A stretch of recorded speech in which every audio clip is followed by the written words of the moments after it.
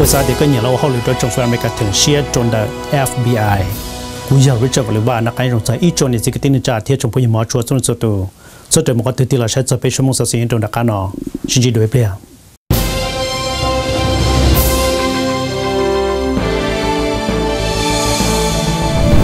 có bữa sau thì có nhiều họ lựa chọn trong phương America thường xuyên trong phương FBI thia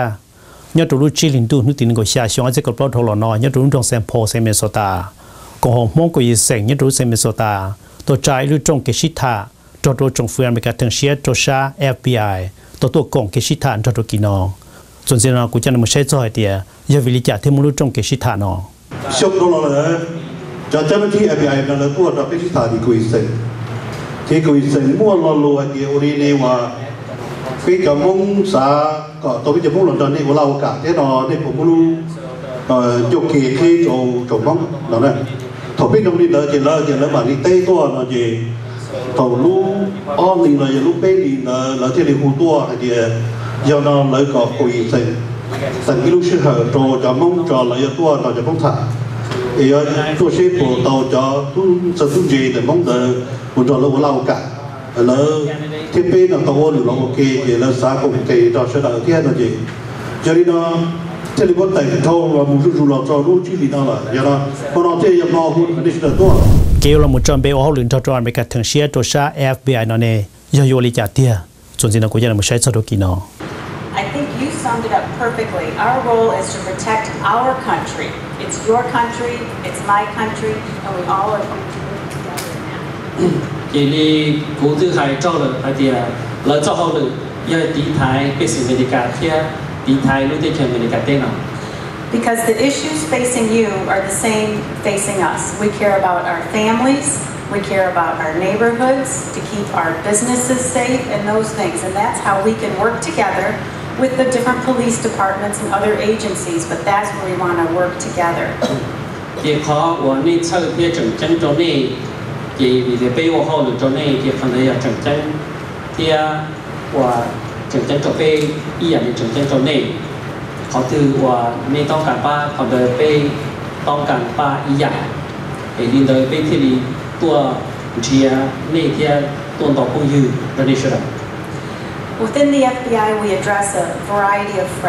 threats that may come from traditional criminal activity, may come from cyber actors or computer attacks. It may come from terrorism. And across the board, those are the threats that we work every day to protect our country, to protect you. Thì câu hỏi thì nếu cua tàu cho họ được mong tàuอย่างthế thì nếu bây giờ chủ trương chân lý thì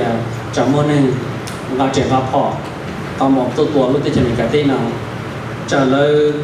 ชี้ลูกคอมพิวเตอร์ตัวลูกที่จะมีการเต้นว่าจะเลยตัวลูกที่จะนวัวลูกเนี่ยกับเป็นสิ่งว่าจะกินใช้ดีละหายเดียวว่าลูกเทอร์เรซึมนะเป็นเจ้าเขาหรือนะเป็นเจ้าเขาหรือจุดยังชัดแต่เป็นห้องการตัดสิน So within the FBI, I currently am assigned to Washington, D.C. full-time, where I work within our counterterrorism program. Thì nhớ cho họ biết không cần FBI đời cũng cho họ đượcตัดสินnói nhớ cho họ thì Washington, D.C. And thankfully, that's an issue that doesn't address many of us on a daily basis. But here in Minneapolis,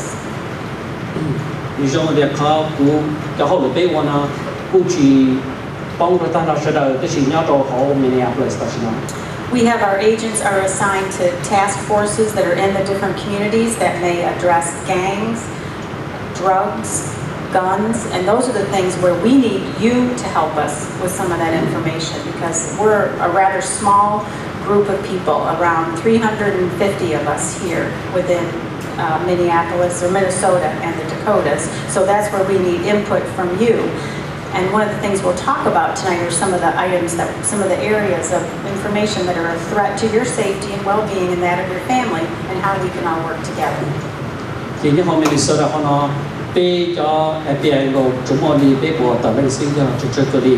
hay cho bây giờ thì thay đổi như thế nào thì sẽ khó chịu những cái tiền nên giờ chủ ba bây thì giờ chủ công ty là bây sẽ được bây ba hay bây thì thay đổi bây từ phần kia thì thay đổi cho nên ở yếu tố và chỉ dùng tàu bây sẽ lại để chỉ bây và chỉ trong đầu tư là cho nên cho bây thì ở tàu bây sẽ hồi And as Chee had mentioned, we'll also talk about some different potential career opportunities or other ways that you can become one of our partners. Chỉ muốn nói về tôi thả, thì tôi khi đó này thì giờ đi nào tại sao nó nhau về đó không cần này mua vị trí cho họ lử và này cho nên yếu tố của họ lử tàu nó về thì giờ ba tàu về. So we are very proud and honored that someone here is in our Citizens Academy this year, that you're one of our star students. Thì nhiều chú trong xe thì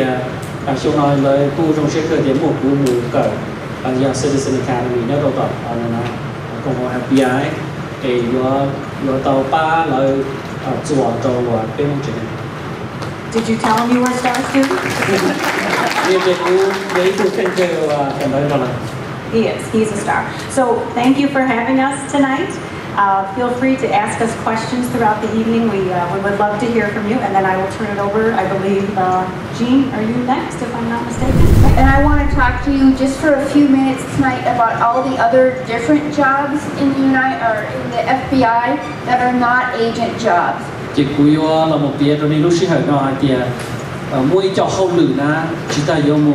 cuối tu agent này nhưng mà mọi người nói thì mọi họ tao là mua lử cho hậu lử theo và hậu lử cho hậu lử và họ chia cho hậu lử yêu một cầu tu agent. So you understand the FBI has about 13,000 agents across the nation. Thì cho agent do tôi chỉ cái tên là sư mua đi cầu bê phá từ agent của họ cho FBI. And about 23,000 professional staff people like me who are not agents. Thì đời cầu họ FBI đó nên cầu bê phá từ nên na dùng đi cũ na của bê chia agent đó chỉ bê của họ cho FBI. So I usually tell people we have just about every job that you see in the private sector businesses, we have in the FBI, except maybe a fashion designer. Vì cũng phải này thì nhau cho họ của họ FBI là mà cho xua giả hậu lử của nhau đầu tiên thì mình cảm thấy là mà bên mua tan cho chơi giả chỉ mua là mình chơi giả là mua và chỉ cho đầu xưa thì mà bên chỉ mua đó chỉ cho xua giả hậu lử và nên mua rồi bên sẵn á rồi nó lá bên mua của chị. So we have everything from intelligence analysts and computer scientists to auto mechanics and secretaries. Thì bên mua thì cho một cái computer và họ lựa chọn là mua cho họ khó chế xứ là mua cho họ rồi nhưng họ không cần tới sao tông tới xong đời xứ là mua cho nó chỉ do agent đó chỉ của họ lựa chọn FBI. And every job that we have in the FBI is at the website listed on this page, whether it's an agent job or a support job. Thì cho họ được bên mua là do cho họ lúc computer và bên này đó nên một chơi họ suy chế nên mua tụi giống mỗi tụi agent là nhau nên viên thật không là mua họ cho họ được đi là ba sự là mua một chuyện. So if you went to that website tonight, you would find one job that closes tonight for a training liaison. Thì đi vào nó cho họ được nhiều cơ mà nó tức là nên đi từ sau cho họ được là nên một họ lúc computer mà nó nên chơi thì nên giờ và đi cho họ được và cho này. And we are always looking for linguists. The more languages you know, the better chance you have of being hired. Thì bên chia cho nên bọn mình chơi lù giả lù đi chưa lù ăn kia ná mà có gì chơi lù đau ná mà có gì một phần tiền trong yếu là gặp cho họ luôn. And then in the next couple of weeks, you're going to see 2 more jobs coming up for professional support people. It is for 2 admin specialists. Thì ở bên ở bản thân tên là nên một bên một ở cho họ luôn thì do và administration như kia không cần.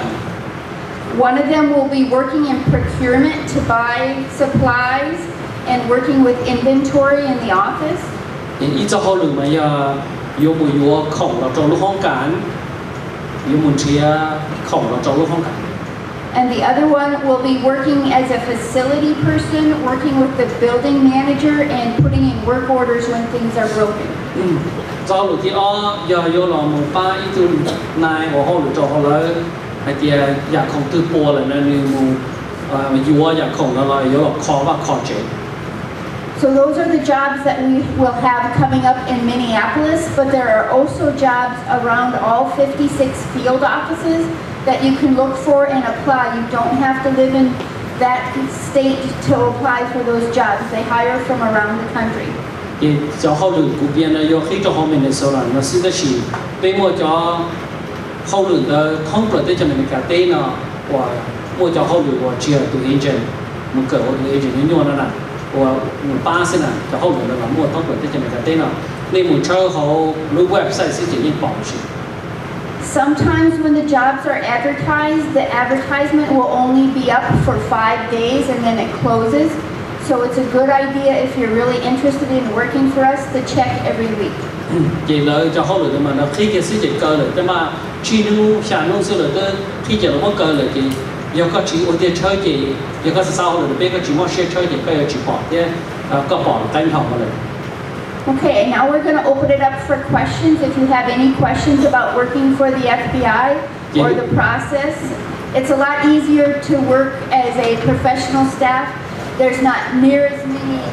things you have to go through to be as an agent than there is for the professional staff. Thì do là một qua cho professional là một bác sĩ thì chỉ dùng một để một tụi agent,แต่chỉ lúc xưa là một trong những sự đời sẽ để có một lần chỉ nung cho họ yêu họ được cho bé chỉ là nhà,แต่chỉ họ bên nung thì yêu họ được cho bé ở nhà này họ chỉ mang là họ nên nung.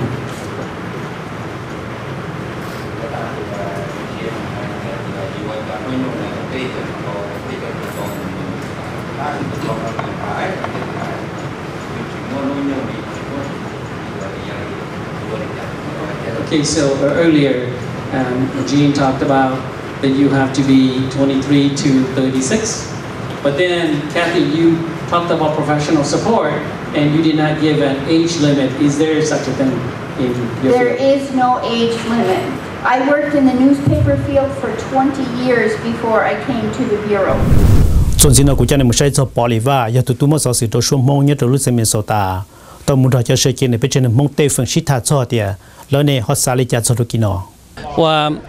mỗi thứ special agent là do họ được cho FBI, giờ ít cho họ lử, và cho America sai na nếu muốn nông nghiệp chấp lại, na lý dia mà chờ trang cho tạm luật, chờ trang cho ta hàn, vì dia tu agent na giờ ít tuก็พอเดินมาเกิดยั่วบริจาคเท่าเลยนับถึงบริจาคเลยใส่เตาตัวหนึ่งยั่วเกิดเลยที่ใส่เตามาอยู่ที่หัวเตามากูพอเดินจะตู้เจอตู้เจใส่เจิ้งใส่เจยั่วต่อว่าต่อเจนะเลยสาก็เลยมั่วคอเดียกูสาวอยากได้ชีว่าจะเจอตัวหนึ่งหัวเตามาเชื่อเกิดชิโต้ขนอมากูสาเกิดก็โตขนอเชื่อเรื่องการชิโต้ลูกเขาจงนอมากูสาเกิดการลูกเขาจงนอตัวหนึ่งหัวเตาคนเดิมมาsau đó thế li và sai thì nó mua nung gì nè chỉ uống nước nhỏ mà cũng bao giờ cho nhỏ tỏ vào tỏ chế mà khó nên chân chơi hoặc khó nhỏ đó nè có nên mua khó bên này cho nó lưu thế này chuẩn cả cái tàu có sao thì chuẩn chứng bổ ra đâu bé hải nương mông bé muốn sử dụng lo có sao thì chuẩn chứng bổ ra đâu bé hải nương mông cô xã là để luเขาชิตาบนยี่เขาจังจังเกินกูนะวิธีเจ้าหน้าที่ FBI มันจิตตัว GP จะโดนอิโรลีโดนจะถ้าโดนละtây pe cho lù chơi nào là tôi là pe thả thì và pe mua ít cho lù nông tôi là thì giờ là pe cho pe tôi nhau là lúc tây chở pe ở nông America là thế giờ pe mua cho tôi sẽ tuôn chơi trong là thế giờ là là bộ mua lúc họ trồng cây cả pe cho nông họ to bún là và là cho lù nào thế là gì nô nào là thế này tua cái nào tua tây tôi pe nè mà như ít họ rong thế này cả tôi nói để cho nó để nó mà nó đi tôi nó cái nó chỉ lấy tôi mua lại ót xanh và rồi đó là hậu lựcซึ่งยงยี่ที่ซึ่งยัวซึ่งมวยตัวเอเจนต์ที่ซึ่งมวยตัวซัพพอร์ตซึ่งเราขนาดเลยเปลี่ยนแม่งเลยจะ要一个容黑呢我哋要先人，不錯啲人，一次個要三個戶咯，俾總夢住係有攞成嘅時候，有通嚟攞啲就咪揀咯，有路你能夠做冇做，俾咗做上我哋，自然你要到整咗好亂啦，我好多企落嚟個啦，包圍啦，冇事嘅。เขาจริงมันเราไปยังติดต่อเราจะเช็คกันที่ college จะเขาสิ่งพอนะมันตัว UIM ที่สี่ไอ้ที่กันแล้วจะตุ้งเจอตุ้งเจต่อเตี้ยจะ professor ต่อตัวจะยกว่าเขาเลยจะจำได้นะสักกูสร้างกูหูเราจงมุ่งใช่ไหมไปจำมุ่งไปจะตุ้งเจ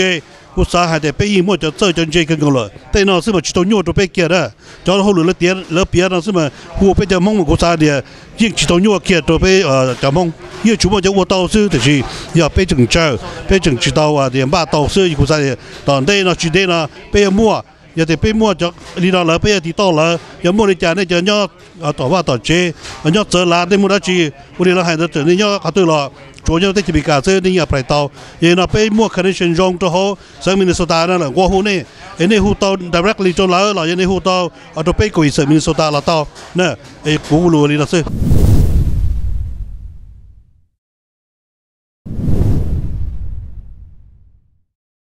一种的这个定价贴中不毛出从速度，可能会把大人的要共和蒙古一生，也都上面说打，路中给其他，找到政府อเมริกาทั้งเชียร์ตัวชา FBI ทัวร์จะเกี่ยวกับหลุนทัวร์ตัวเรากูยอมไปเจอไปเลยว่านักการเมืองในส่วนตัวเป็นมาชินจีดัว